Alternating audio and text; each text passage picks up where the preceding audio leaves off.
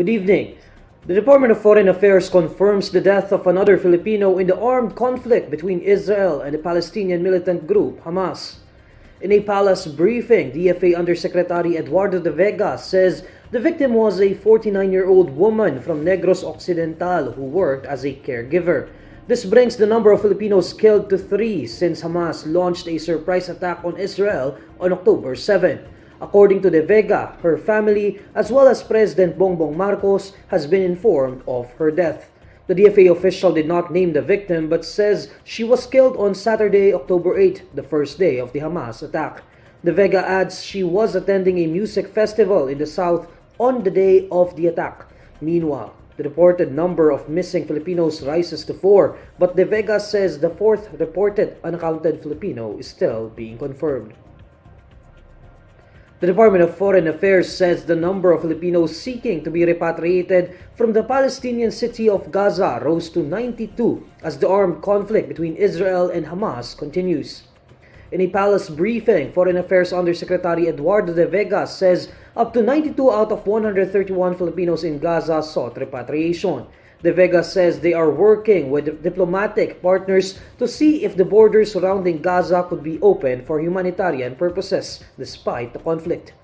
Out of the 131, up to 92 now are asking for repatriation. And that's as of several hours ago. By now, baka umakyat na. So 92, you say 92, that's over 70%. And not one has been repatriated yet, because of the fact that Gaza is under a blockade. But we are working on it. Meanwhile, De Vega announces that the first batch of overseas Filipino workers in Israel who sought repatriation are expected to return to the Philippines on October 16. The first batch includes 8 of 22 OFWs in Israel.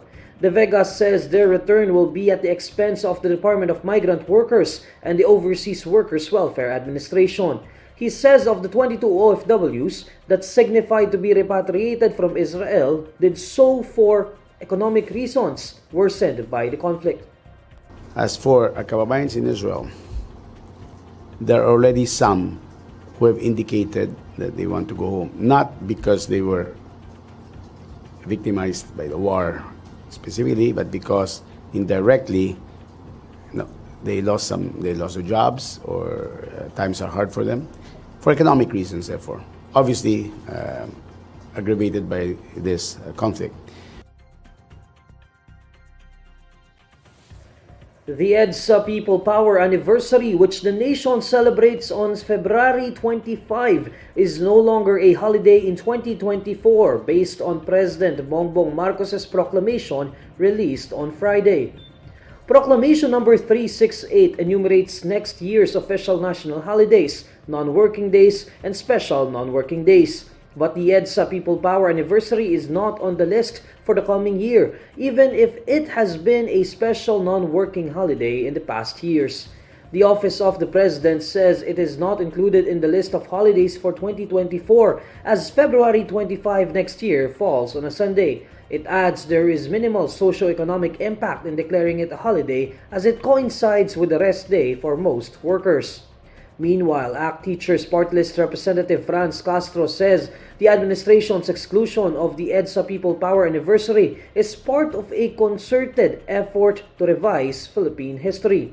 Youth organization Project Gunita condemns the state-sponsored attempt to whitewash the history of the dictatorship of former President Ferdinand Marcos Sr., the incumbent president's father and namesake.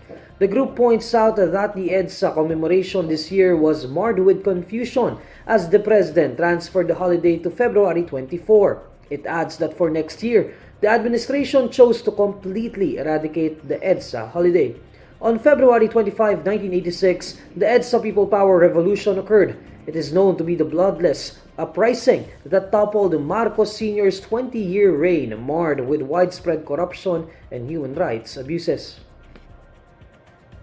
Defense Secretary Teodoro scoffs at China's recent propaganda to insist on its ownership of the West Philippine Sea. The Department of National Defense chief rejects China's claim that the Philippines is doing provocative actions, firmly asserting that it is Beijing that is intruding into Manila's waters. In an ambush interview in Pasay City, Teodoro says it is China who is intruding into the Philippines' territory, adding that Beijing's statements were ridiculous. Kung tatawagin po tayong provocative, ang provocative kung doon tayo magpatrol sa 200 nautical mile exclusive economic zone nila o mangisda tayo doon. Sila ang nanghihimasok dito. So, paano tayo magpro-provoke sa kanila? Mukhang katawa-tawa naman yung mga statement na ganyan. At sila na lang naniniwala sa propaganda nila.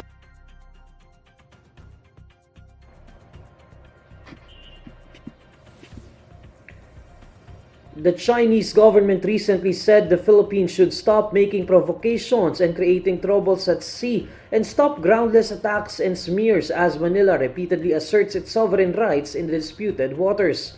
China believes it owns almost the entire South China Sea, including the West Philippine Sea. In 2016, the Permanent Court of Arbitration issued its award in favor of the Philippines, which sought to invalidate China's sweeping claim. Senator Dela Rosa says former President Rodrigo Duterte did not mean murder when he uttered scathing remarks against a Makabayan bloc lawmaker. In a recent television interview, Duterte disclosed advising his daughter, Vice President Sara Duterte, to just be frank about her use of confidential funds in order to combat communists in Congress. Duterte even referred to ACT Teachers Party List Representative Franz Castro as, quote, one of the communists they want to kill. Dela Rosa tells reporters that Duterte was only using a figure of speech as the former president was apparently referring to, quote, killing their ideology and not actual murder. Dela Rosa insists Duterte was only trying to emphasize the point that confidential funds should be used to dismantle and weaken leftist groups. To support his claim, the senator says he had never even seen Duterte kill anyone. Duterte and Dela Rosa are currently under investigation by the International Criminal Court for allegedly committing crimes against humanity in the brutal war on drugs. The Philippine Olympic Committee assures that Gilas Pilipinas will retain its 19th Asian Games basketball gold medal despite Justin Brownlee's failed doping test. The International Testing Agency earlier revealed that Brownlee tested positive for the banned carboxy-THC, which is linked to cannabis use. In a statement, Philippine Olympic Committee President Bambol Tolentino says the gold medal stays with Gilas, adding that it will only be forfeited if two of Brownlee's teammates also test positive. According to Tolentino, all the Gilas players have also been tested, as well as their final opponent, Jordan, which also had one player failing the test. Brownlee has until October 19 to contest the result of his A sample through appropriate procedures set by the International Olympic Committee, International Testing Agency, and the World Anti-Doping Agency. The naturalized Gilas star is currently provisionally suspended until after the results of his B sample are analyzed in his defense. If Brownlee also yields a positive result on his B sample, he will serve a 2-year suspension from basketball.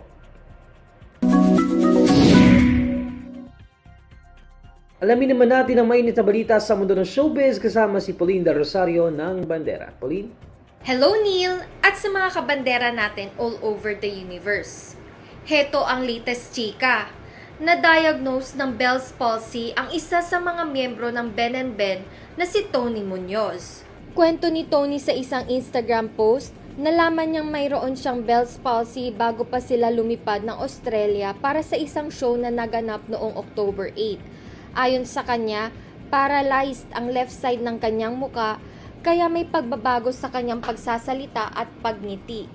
Aminado rin ang percussionist na mahirap ang pinagdadaanan niya ngayon, hindi lang physically pati na rin emotionally at mentally.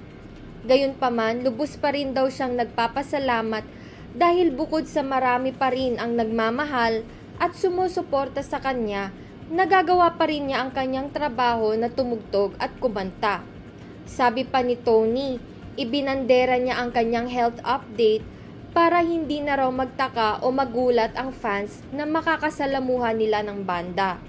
Para sa kaalaman ng marami, ang Bell's palsy ay isang panandaliang kondisyon kung saan nagdudulot ito ng pagkawala ng kontrol, lakas o paralysis sa mga kalamnan ng mukha.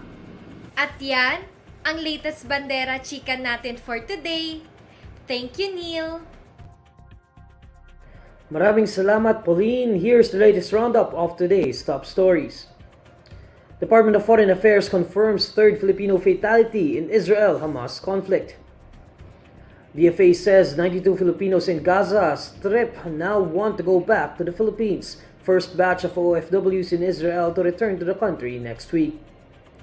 And a golden medal remains with Gilas Filipinas despite Justin Brownlee's failed doping test, according to Philippine Olympic Committee. And these are the stories you need to know today. I'm Neil Mercado. Follow INQUIRER.net on Facebook, X, YouTube, TikTok, Instagram, and Reddit. For more stories, visit INQUIRER.net. Good evening.